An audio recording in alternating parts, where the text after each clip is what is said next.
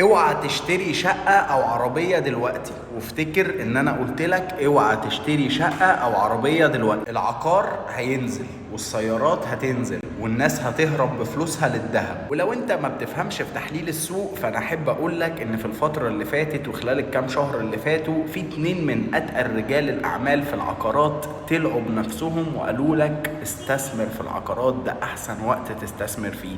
الاتنين دول معروف عنهم ان هم من يوم ما بدأوا في التجارة عامة ومن وقت ما اصبحوا رجال اعمال ان هم بيخبوا اي طريق ليهم بيدخلهم فلوس او بيغنيهم.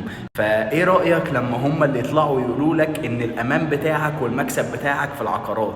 وده لان هم اصحاب اكبر اسهم عقارات في مصر، فطبعا عارفين الكارثه والفقاعه العقاريه اللي داخله على مصر وعايزين ينقذوا نفسهم. تابعني علشان هتحتاجني الكام شهر اللي جايين، لاني هوجهك تشتري امتى في الوقت الصح. لان الوقت اللي هينزل فيه العقار والسيارات هيحصل حاجه هقولك عليها الفيديو الجاي، لو وقعت في الغلطه دي العقار والسيارات هتضرب تاني.